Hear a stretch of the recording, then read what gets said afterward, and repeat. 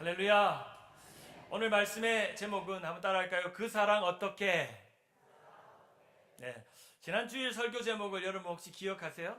지난 주일? 그 사랑 얼마나죠? 네, 이제 그 사랑 어떻게? 지난 주간은 그 사랑 얼마나? 오늘은 그 사랑 어떻게? 라는 제목의 말씀을 나누려 합니다. 우리가 주님께 받은 사랑이 얼마나 큰지요? 하나님의 사랑이 크죠? 신기하고 놀라운 하나님의 사랑이 우리의 삶에 있습니다. 조건 없이 주어진 그 사랑, 끝없이 우리에게 한량없이 주어지는 그 사랑, 우리는 날로 그 하나님에 대한 사랑이 변하지만 하나님은 변함없이 우리를 사랑하시는 그 사랑, 자식까지도 자신의 독생자까지도 내어주시는, 다 주고 싶어 하시는 하나님의 사랑이 우리가 받은 사랑입니다.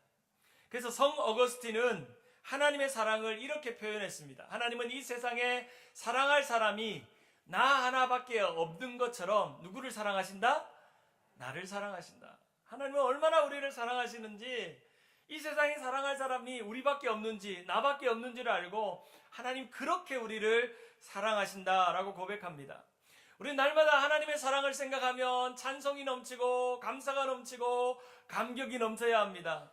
그 사랑 얼마나 아름다운지, 그 사랑 얼마나 날 부욕해 하는지, 그 사랑 얼마나 크고 놀라운지를, 그 사랑 얼마나 나를 감격하게 하는지. 할렐루야. 하나님의 사랑에 감격하세요? 날마다 하나님의 사랑에 감사하고 감격하고. 제가 아침에 교회 오면서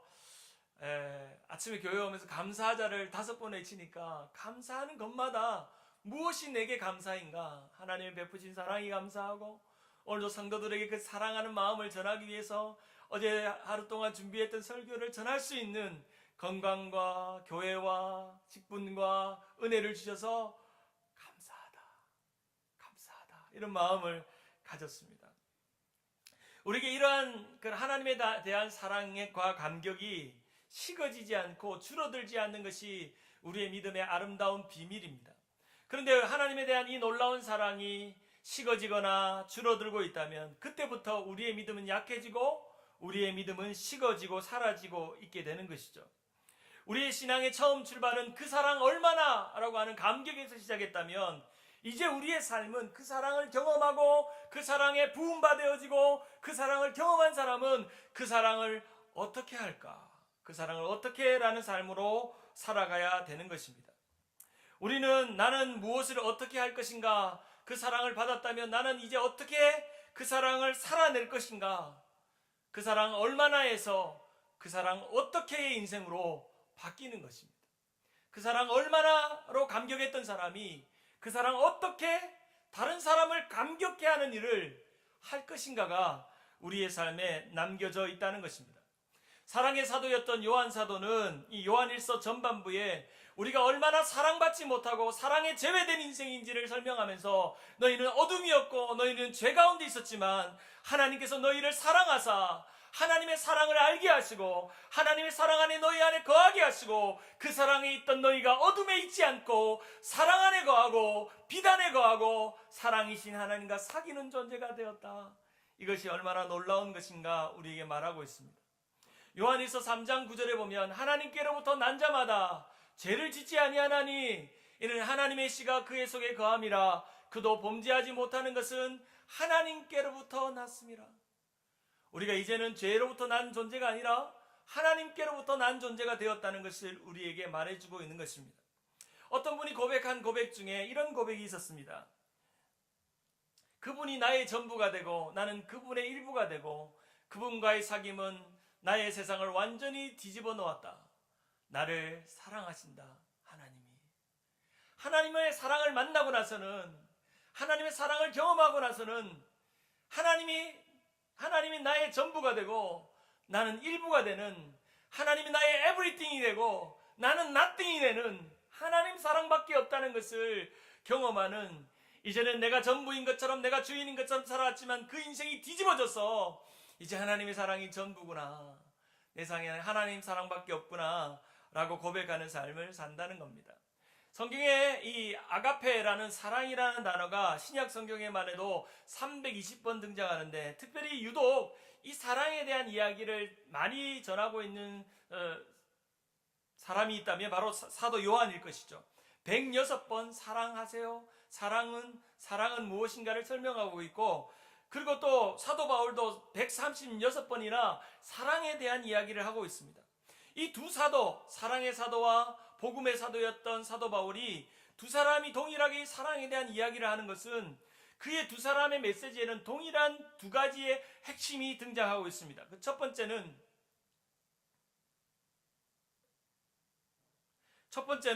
우리가 주님으로부터 받은 사랑이 무엇이며 어떠한가 라고 하는 것입니다.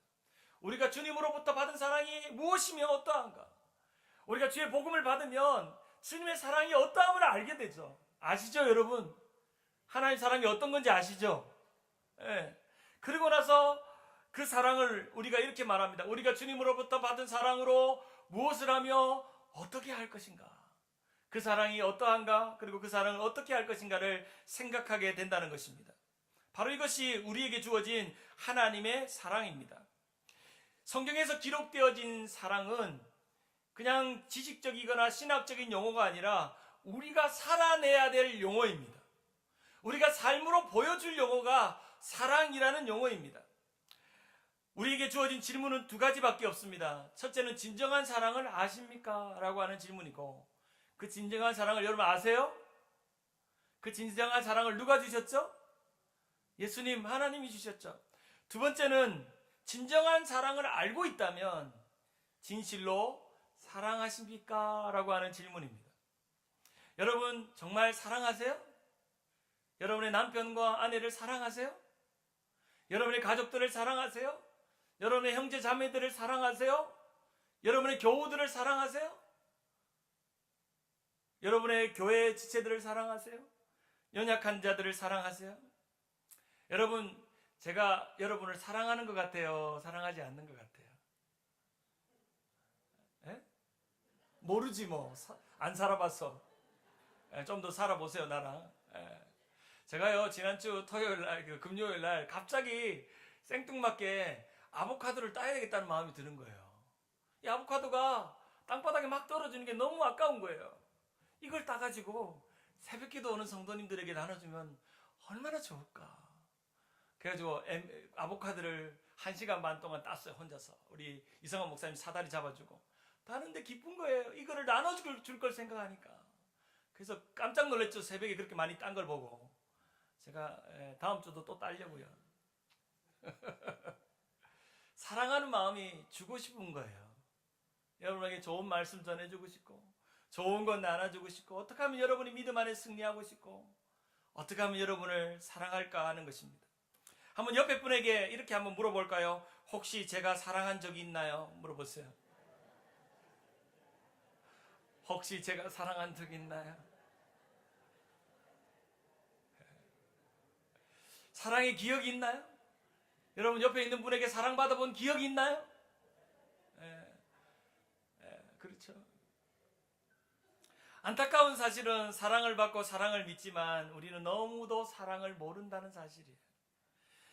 예수님의 복음에서 사랑을 빼면 껍데기밖에 안 남아요.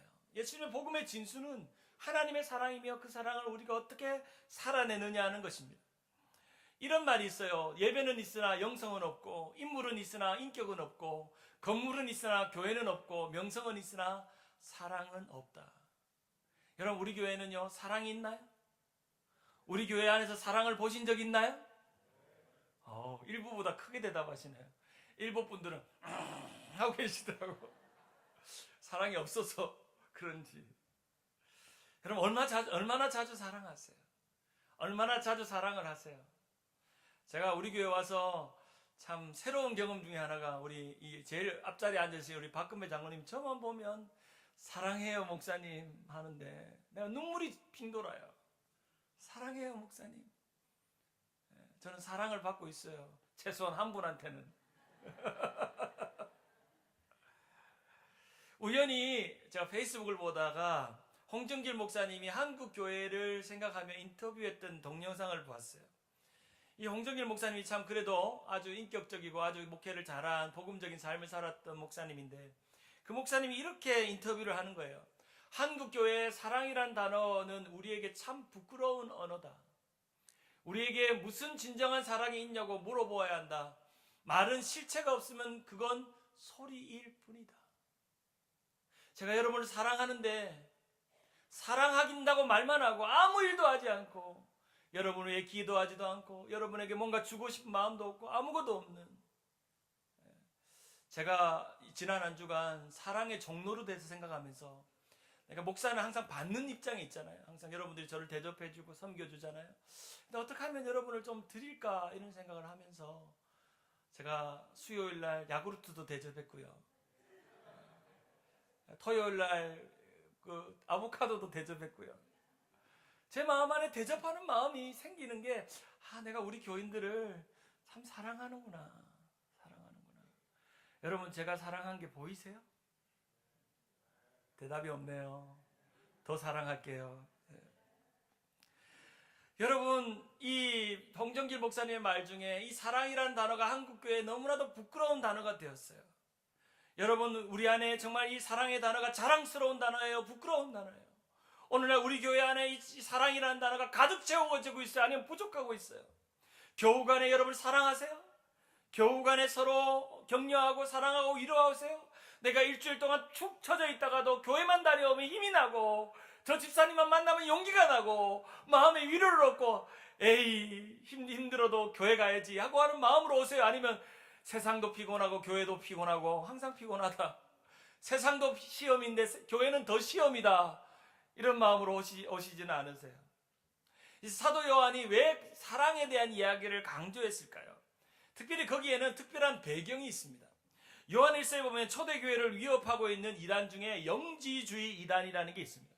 이 영지주의 이단은 교회에 들어와서 복음의 진짜적인 면들을 왜곡시키고 그것을 변질시키고 있습니다. 이 영지주의는 인간이 깨닫고 연구한 그 진리만 온전한 것이지, 그 사람이 깨닫고 연구한 지식만 신비하고 거룩한 것이지, 그것을 사는 것은 의미가 없다라는 그런 지식을 나타내고 있습니다.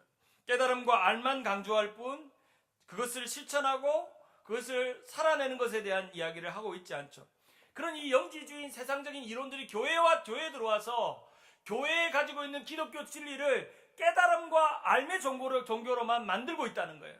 그런 것이 들어와서 깨닫고 아는 것으로만 끝났다는 거예요. 그래서 요한이 사랑을 망각한 깨달음의 종교, 이론의 종교로 만들고 있는 이 영지주의 이단을 경계하라고 하면서, 너희가 깨닫고 아는 것도 중요하지만 그 깨닫고 알미 너희의 삶으로 실천되어져야 하는 것이 있는데, 그것이 무엇이냐?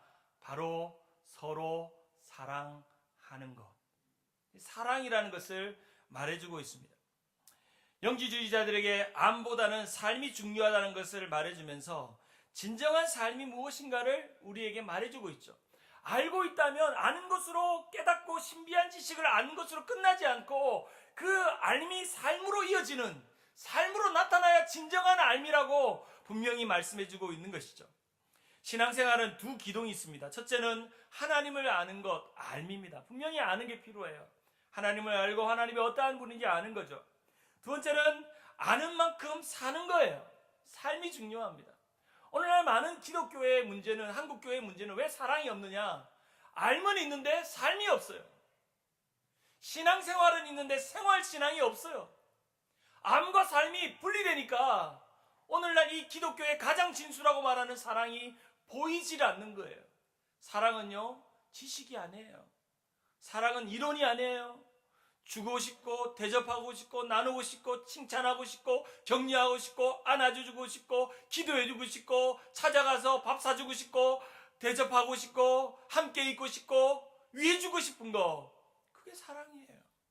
삶은, 이 알문, 사랑은 이 말이 아니라는 거예요. 말이. 그래서 영어 단어에 보면 이 love라는 단어와 live라는 단어가 같은 어원에서 나왔어요. 같은 어원에서 나왔어요. 곧 사랑은 삶이라는 거예요. 살아나는 거예요. 그래서 살아가는 일은 어쩌면 사랑하는 일의 연속인 거죠. 우리가 살아있으면 당연히 사랑하게 되는 거죠. 사랑하는 삶을 사는 것이 당연합니다. 그래서 요한일서 3장 11절에 이렇게 도전합니다. 3장 11절 같이 한번 읽어볼까요? 시작. 우리는 서로 사랑할지니 이는 너희가 처음부터 들은 소식이라. 가인같이 하지 말라. 그는 악한 자에게 속하여 그 아우를 죽였으니 어떤 이유로 죽였느냐? 자기의 행위는 악하고 그의 아우의 행위는 의로움이니라. 여러분이 처음부터 들은 소식이 있는데 그 소식은 바로 서로 사랑해야 된다 하는 겁니다. 믿음을 들은 그 처음의 소식부터 우리는 사랑해야 된다는 소식을 들어야 되고, 너희는 가인과 같은 사람이 되지 말라고 말합니다. 성경에서 우리에게 주신 명령은 서로 사랑하는 것, 그리고 형제를 사랑하는 것이라고 말합니다. 우리가 서로 사랑하지 못하고 형제를 사랑하지 못하면 어떤 사람 같다고요? 가인과 같은 사람이라고요. 가인과 같은.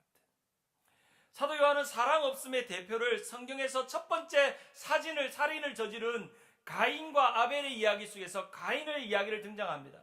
우리 특별히 가인과 아벨의 이야기를 등장할 때는 어떤 예배와 제사의 관점에서 하나님을 기쁨을 드린 그런 제사의 관점에서 생각하지만, 사도 요한은 이것을 사랑의 관점에서 해석하고 있습니다. 가인은 아벨 동생을 시기하고 질투했고 의로운 아벨을 미워합니다. 그 결국 가인은 아벨을 사랑하지 못하고 죽이게 됩니다. 가인은 사랑이 없는 사람의 대표로 하나님께 속하지 않는, 결국에는 미움이 사망을 만들고 살인을 만들어낸 사람의 모습을 나타냅니다. 그러면서 요한 사도가 오늘 3장에 충격적인 도전을 우리에게 주고 있습니다. 14절과 15절 같이 한번 읽어볼까요? 시작. 우리는 형제를 사랑함으로 사망에서 옮겨 생명으로 들어간 줄을 알거니와 사랑하지 아니하는 자는 사망에 머물러 있느냐. 그 형제를 미워하는 자마다 살인하는 자니 살인하는 자마다 영생이 그 속에 거하지 아니하는 것을 너희가 아는 바. 성경의 이야기 중에 이만큼 충격적인 이야기는 없습니다. 우리가 그냥 싫어서 사람이 싫은데 미워 있는데 그것이 생명에 있지 않고 사망에 있다는 것을 증명해주고, 그것이 마치 살인하는 것과 같다. 어쩌면 이런 생각을 하죠. 아이고, 요한 사도도 너무 확대 해석을 한다. 그냥 좀 미워할 수도 있고, 인생살이가 서로 싫은 사람도 있고, 피곤한 사람도 있고, 모른 체 하고 싶은 사람도 있고, 말하기 싫은 사람도 있고, 만나기 싫은 사람도 있고, 대화 안 하는 사람도 있고. 여러분, 교회 안에 그런 사람 있죠? 있죠? 없어요? 할렐루야, 다행입니다. 그런 사람이 생기는데, 인생살이가 그런 거잖아요. 좋은 사람만 생기지 않고 미운 사람도 있고, 판단하는 사람도 생기고, 저 사람 모르면 우리 젊은 애들 용어로 쌩 까고 싶은 사람도 있고, 그렇잖아요. 여러분, 인사 내가 유심히 봐요. 저분끼리 사이가 좋은지 다 보여. 내가 8개월 동안 다 알게 됐어요. 여러분이 누구랑 친하고 누구랑 안 친한지. 목사도 보이는데요, 하나님이 보일까요, 안 보일까요? 사랑의 공동체, 교회 안에서. 왜 이렇게 조금 잔인하고도 좀 심하게 이야기할까요? 왜 사랑이 없으면, 형제를 사랑하지 않으면 사망 안에 있고 살인하는 거라고 말할까요? 사도 요한이 그렇게 생각한 이유를 곰곰이 생각해 보니까, 그만큼 우리가 받은 사랑이 너무나도 크기에 그 보잘것없는 저 사람이 나에게 불편하게 한 그것 하나 때문에 마음이 싫어서 있는 것은 정말 부끄러운 것 아니냐. 부끄러운 것 아니냐. 하나님의 사랑을, 큰 사랑을 덧입었으면 싫은 사람이 어디 있느냐. 너희가 10억짜리 사랑을 받았는데 10원짜리 사랑 그거 하나 못해가지고, 10억짜리 사랑을 입었는데 10원짜리 사랑 그거 하나 못해가지고, 에구 하는 마음으로 이 글을 썼으리라 생각합니다. 하나님의 사랑을 덧입은 사람은 사랑 못할 사람이 없어져야 합니다. 아멘? 사랑만 하고 살아야 합니다. 우리가 하나님의 사랑을 덧입은 사람이라면. 사랑하지 않으면 사망이 득세하는 것이고 살인이 도사리고 있는 것입니다. 마치 가인처럼 되는 것입니다. 가인처럼. 요즘 가인 같은 사람들이 넘치고 있는 시대를 살고 있습니다. 우리가 매일같이 나오는 뉴스를 보면 폭력과 싸움과 다툼의 뉴스가 얼마나 많은지, 최근에 한국의 여중생 그 뉴스를 보니까 너무나도 마음이 아프고 찢어지고, 이 꽃다운 여중생 아이들이 마치 영화의 조폭에 나오는 장면에 CCTV에 찍힌 장면을 보니까 끔찍할 정도로 이들 안에 잔인함이 있고 이들 안에 다툼이 있고 이들 안에 분노가 있는 것을 봅니다. 점점 세상은 폭력과 살인에 대한 뉴스만 넘쳐납니다. 뉴스를 보기 싫을 정도로 누가 누구를 괴롭히고 힘들게 하고 어렵게 하고 싸움이 일어나고 정치인들은 정치인대로 막 싸우고 서로 사랑하고 화해하는 뉴스는 조금만큼도 나오지 않는 것이 이 시대의 뉴스입니다. 우리가 살아가면 살아갈수록 이 시대는 가인 같은 사람들만 득실득실거리는, 의로운 자를 죽이려고 하는, 미움이 살인이 되고 살인이 결국에는 사망을 만들어내는 그런 일들이 일어나고 있는 것이죠. 도산 안창호 선생님께서 우리가 일제치하에 있을 때에 우리 민족끼리 서로 막 싸우니까, 서로 이파 저파 나눠가지고 막 싸우니까 이런 글을 남겼습니다.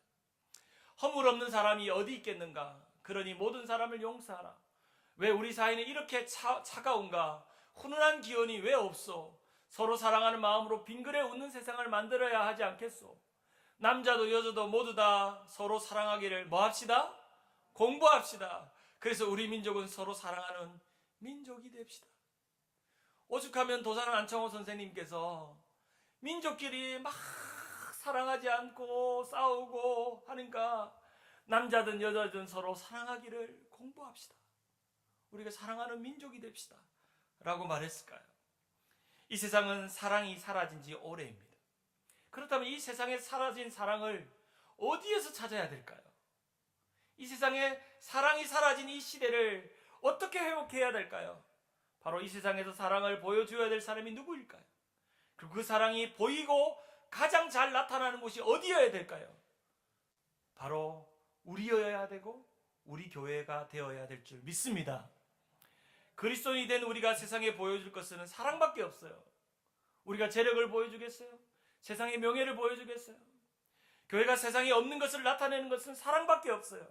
그런데 안타깝게도 교회에 사랑이 보이지 않고 있어요. 교회가 세상에 보여줄 사랑이 없어요. 한번 옆에 분에게 한번 이렇게 물어볼까요? 웃으면서 저에게 사랑을 보셨나요? 서로에게 한 번 더 물어볼까요? 우리 교회에 사랑을 보셨나요? 최근에. 이 시대는 사랑을 절실하게 필요로 하지만 사랑이 보이지 않습니다. 사랑으로 사랑을 덧입은 우리도 정말 사랑이 넘쳐야 나야 되고 용납하고 이해하고 품어주고 하는 것이 넘쳐야 함에도 여전히 그 사랑이 보이지 않는 삶을 살고 있습니다. 교회 안에도 흔한 사랑의 노래를 부르고 있지만 사랑으로 살고 있지 않습니다. 사랑이 있는 곳에 생명이 있는데 사망만 넘쳐나고 있습니다. 사랑이 없기 때문에. 정말 여러분 성도들끼리 사랑하세요? 여러분 남편과 아내를 사랑하세요? 여러분의 가족들을 사랑하세요? 아직도 여러분 미운 사람 있죠? 천국까지 가져갈 거죠? 그 미운 사람 천국까지 가져갈 거죠? 싫은 사람 천국까지 가져갈 거죠? 나는 다른 거는 다 해도 이거는 내 자존심을 건드리는 이거는 내가 하면서 하는 마음이 있어요. 요한 사도가 우리에게 분명히 말합니다. 따라할까요? 서로 사랑하라. 요한복음 13장 34절에 보면 오늘 우리가 성가대가 불렀던 찬양의 가사가 그대로 나옵니다. 새 계명을 너희에게 주노니 서로 사랑하라. 내가 너희를 사랑한 같이 너희도 서로 사랑하라. 에베소서 4장 2절에 보면 사랑 가운데 서로 용납하고 베드로전서 4장 8절에 무엇보다도 뜨겁게 서로 사랑할지니 사랑은 허다한 죄를 덮느니라.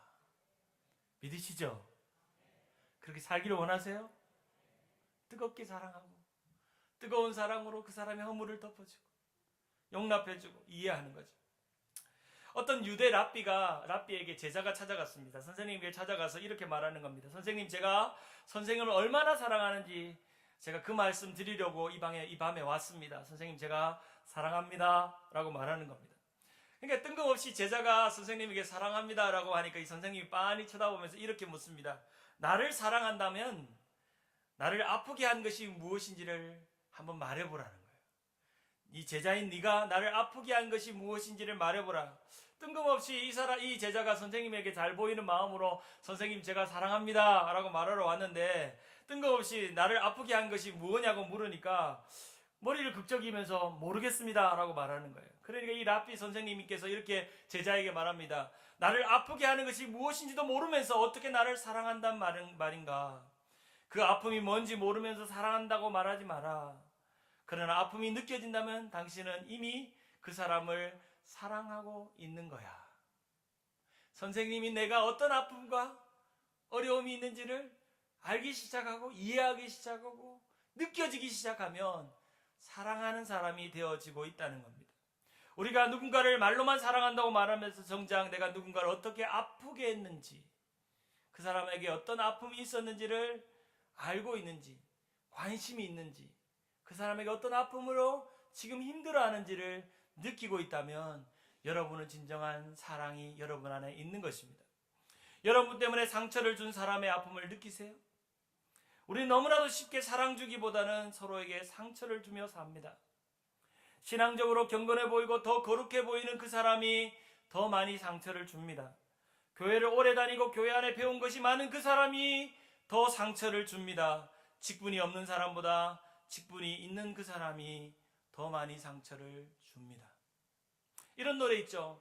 당신은 사랑받기 위해 태어난 사람, 지금도 그 사랑 받고 있지요.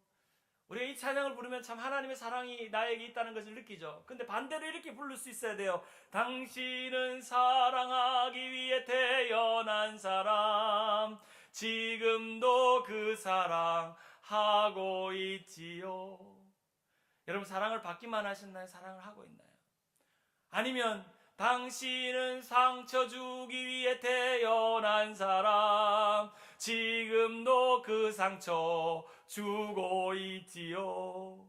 아니면 당신은 상처받기 위해 태어난 사람, 지금도 그 상처 받고 있지요. 여러분 상처예요? 사랑이에요? 사랑을 주고받아요? 상처를 주고받아요? 우리가 서로 상처를 받고 주는 일에 서로에게 약함이 있습니다. 쉽게 상처를 받는 사람은 이런 특징이 있습니다. 그 사람 안에는 해결하지 못하는 자신만의 연약함이 있습니다. 열등감, 예민함, 실망감, 애정결핍과 지나온 과거 속에 있던 상처들이 계속 끊임없이 상처를 만들어냅니다. 저는 사역하다 보면 어떤 집사님은 뭐 말만 하면 상처받았대요. 목사님 상처받았어요. 목사님 예배 시간에 자기 이름 불렀다고 상처받았대. 지나가다가 목사님이 악수 안 했다고 상처받았대. 다른 분하고 이야기하는데 지나가는지도 몰랐는데 상처받았대. 이분은 상처받기 위해 태어난 사람. 농담 한마디 해도 상처받았대. 여러분 상처받고 계세요? 상처받지 마세요. 두 번째로 상처를 주는 사람이 있어요. 이 사람은 주님의 사랑을 잘못 사용하고 있는 완악한 마음이 있어요. 교만함, 정죄함, 평가함, 판단함이 자신의 잣대로 그 사람을 평가해요. 그래서 상처를 주는지도 모르고 내뱉는 말들이 상처가 됩니다. 우리 모두 다 상처를 잘 받는 연약함도 있고 상처를 잘 주는 완악함도 우리 안에 있습니다. 오늘 본문은 요한일서 3장 18절에 이렇게 말합니다. 같이 한번 읽어볼까요? 시작. 자녀들아 우리가 말과 혀로만 사랑하지 말고 행함과 진실함으로 하자. 너무나도 잘 아는 말씀이지만 너무나도 잘 안 되는 말씀이죠. 사랑은 말이 아니라 행동이고, 그런데 사랑처럼 흔한 말도 없습니다. 그러나 사랑하는 사람처럼 복이 드문 사람도 없습니다. 사랑이란 말처럼 흔한 말도 없지만 사랑하는 사람처럼 복이 드문 사람도 없습니다.